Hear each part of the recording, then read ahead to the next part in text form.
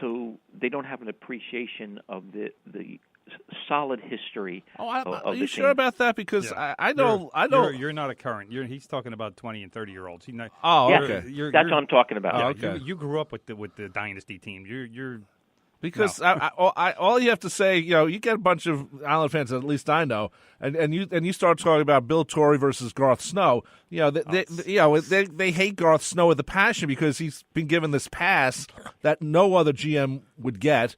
And he hasn't done anything. It's not like he has done something as a general manager. We're trying to figure out, does he have, not guilty things, things to embarrass the owners or something. I don't know. Well, they're new owners now. No, new owners, but still, maybe he has his connections. So we hope you write a book, Pat. We would love to see that. Well, do you have a title? I don't know. I'll come up with one. My brother will come up with one. Okay. Yeah, he will. I'm telling you. Or maybe you can get Newsday just to republish the articles. That would be a fun thing to do. Then you don't have to write. You just have to collect the good articles that you wrote. Well, they did run about a year or two ago the Cup-winning story, the first Cup story I wrote, Nystrom's overtime goal. Nice. And I did, when Al passed, I did write a remembrance of him that they published, which was nice. That was I guess about 2 years ago. Yeah, I remember reading that. That was outstanding, actually. Yeah, it was. But I mean, I remember I have an Ed Lowe book of a bunch of his articles, or his columns, I should say, from when Newsday, I guess, was doing books of their articles or something. So it's out there. We'll come up with a title. We'll come up. Maybe that'll spur me. There you go. We've been talking to Pat Calabria. He, of course, the former Newsday Islanders beat writer in the golden years from 75, 76 to 84, and then also beyond, because he still covered the team on many occasions after that, including the great Easter game, which right there, that's a book right there. I mean, the game was as long as a book. Yeah, so we thank you for talking about Bill Torrey, and of course, we always talk about other things when it concerns the Islanders. We appreciate your time, Pat. Thanks for joining us, and we hope to have you on again. Thanks for having me. Thanks, Take Pat. care, Pat. Great stuff. Take care. Bye. 90.3 WHPC, the voice of Nassau Community College. From the press boxes on your radio or your listening device, we'll be back right after this. Okay, let's go. Tell your friends about the Nassau Morning Madhouse. Hear what you're missing. Check it out. Check it out.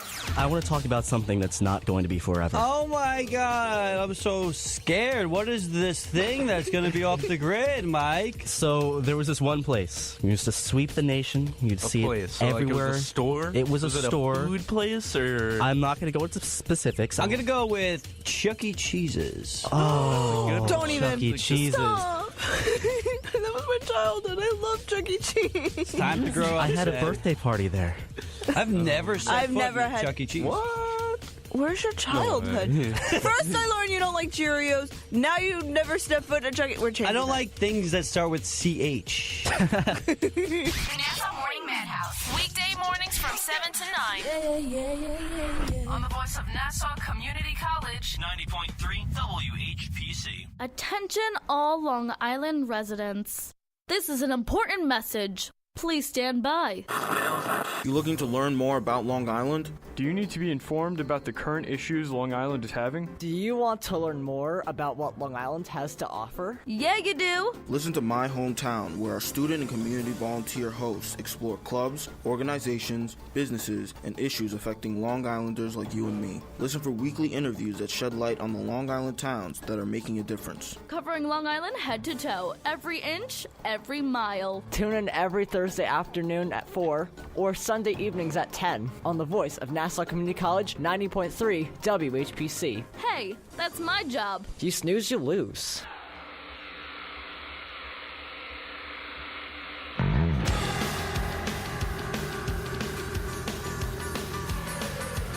.3 WHPC, the voice of Nassau Community College. We stream on the iHeartRadio app. Our website has a new URL, nccradio.org. Real simple to remember. You think so, brother? It's very simple to remember. Better than the other one, I think. Just like this song will be easy for me to forget. You don't like Fever? No. No, that's a great song. Anyway, this is from the Press Box. I'm Rob Leonard. He is award-winning sports writer Tim Leonard. And great job there from Pat Calabria, former Newsday Islander beat writer. Good stuff there. I can't believe he's not written a book. I thought that was like the thing. If you're the beat writer, you're eventually going to write a book about your beat. Not necessarily. Well, It depends on does a publisher want it?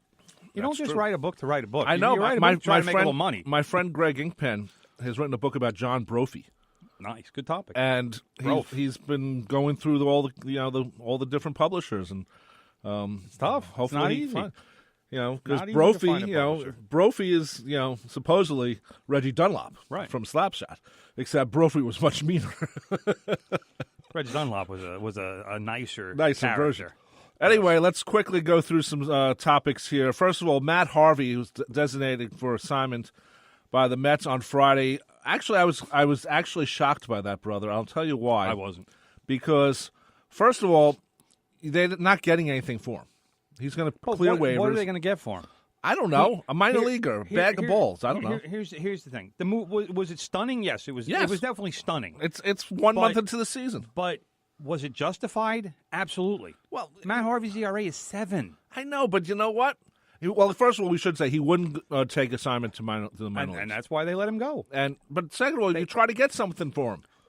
Nobody is going to give anything for a pitcher whose fastball velocity has declined markedly and who can't get anybody out. Again, his ERA is 7. It's not an accident.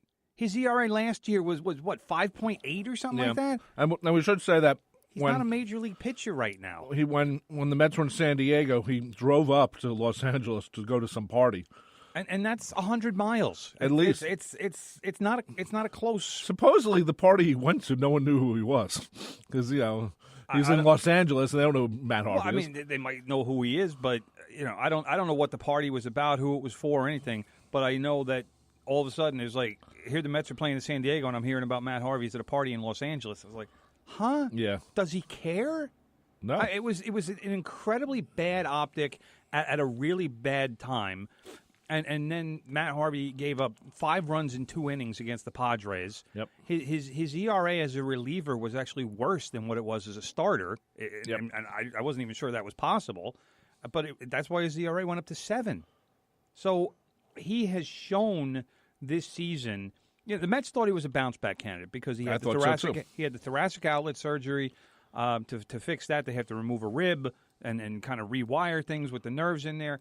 And they figure, all right, we'll give him. He's being paid $5.6 million, I think it is, and they figure, all right, he'll bounce back. We'll get a quality pitcher, and we'll move on. And instead, they got a guy who still can't throw strikes. Who, like I said, his fastball velocity is diminished. He's throwing about 92 now. Right. And Callaway, the manager, Mickey Callaway, said in spring training it looked like Harvey was back to. He said throwing the ball through the catcher, which means his fastball have some life on it. He said in the last few weeks that Harvey has been tentative and his pitches are just kind of arriving at home plate. There's no snap to him. There's nothing crisp about him. So if he doesn't want to go to the minor leagues to fix whatever is wrong with him, then what are the Mets supposed to do? Just keep running him out there and letting him get shelled? No, but you think with a guy like Mickey Callaway, who was a pitching coach guy and now the manager. He's supposed to be a guru. I mean, you think that he would have said, "You're my project, and you're not going anywhere until we fix you." Well, you know what? Mickey Callaway did say afterwards that he said, "I feel like we failed Matt Harvey," but at the same time, especially with the way things are going for the Mets in the last couple of weeks, they're not going well. You need a productive pitcher, a guy who can get outs. You can't keep running Harvey out there knowing that he's going to get lit up. And that was the part that annoyed me, that Matt Harvey refused to take the minor league assignment, because that would have been a perfect situation for him, that he could have gotten himself fixed. He could have hopefully anyway gotten himself not back to Dark Knight status, but at least the status of a guy who can be a quality major league pitcher, and he's not even close to that. Not right now. Yeah, I agree with you. Next year, it's going to be announced that the Yankees and the Red Sox are playing at London's Olympic Stadium in June of next year. How about that? I'm not sure I want this to happen. I don't think they asked you. I know they didn't. But why would you give your best rivalry in baseball? Because they want people to come, of course. But why wouldn't you give, I feel bad for like a fan like you or your buddy Croce, who are true fans and would rather see them in the home stadium. It's a publicity stunt. I know that, that's why they're doing it, because they want the game to be a sellout. They want as many people as possible from the United States to go over to London to see the games, first of all. Secondly, they want people in London to want to go to the game. So what do? You bring in the most famous franchise in all the world, the New York Yankees. I thought it was Manchester United. And no. Arsenal? No. Okay. You bring in the New York Yankees. Okay. And you play them against their arch rivals, the Boston Red Sox. And you give the fans in London a taste of, as George King loves to write in his stories, the blood feud. Right. He writes that in every Yankees Red Sox story, blood feud. I think he starts the story with blood feud and just works around it. But that's what you give when you want to spread your brand and grow your brand. That's what you do. You give them your best.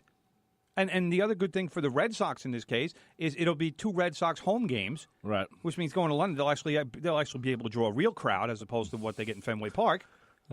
So good for the Red Sox. They'll actually make a lot more money off of this game. Well, also you told me before that each player gets an extra $60,000. $60,000. That's a lot of money. They're making coin for going over there. That is a great, and I bet you they still get meal money too. Of course, they get per diem. Everybody made that's in the collective bargaining agreement. I wonder if they are going to get fish and chips. But think about this. All right, think about this. If you're Aaron Judge, and next year, Aaron Judge, if he's lucky, he'll be making about $600,000. Right. All right, because he's still under club control. He has no way to get a better salary. It's part of the agreement. He won't cash in until he gets to be a free agent. So next year, Aaron Judge is making maybe $600,000. Now here's another $60,000 for going to London. That's 10% of his salary. For Aaron Judge, that's a nice chunk of change right there.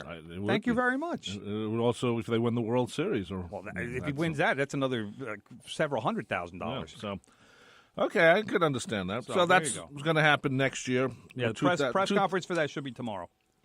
So it's actually 2019. Well, actually, it's 2018. I keep 19. Yeah, that's next year. Yeah, it's next year. Okay. Let's see what else is going on. Let's see. There was a combined no-hitter on Saturday with the Dodgers. Again, this is what I've been talking about, but you said there is something in the charts that says you get a win. Please don't get into what's this it called again? We don't have enough time to get What's into it called this. again? Quality start. I hate the word quality. Why? It's quality. But it should be quality start win. Quality the start. Well, I threw well. What about right. a little W? Anyway, the Dodgers beat the Padres 4-0 in the combined no-hitter. Right. That was rookie Walker Buehler. He started and went 6 innings. Then Yimi Garcia, Tony Cingrani, and Adam Liberatore each pitched 1 hitless inning. And that was actually in the first Major League game to be played in Mexico. This is the Mexico game. They were in Monterrey. That's different. That's pretty close to Los Angeles. It's still, you still need a passport, so... That's true, you do. And the no-hitter was the 23rd in Dodgers history. That's the most among Major League teams. Okay. Now, the Dodgers also, they put Clayton Kershaw on the 10-day disabled list on Sunday. Right. He's arguably the best pitcher in the game.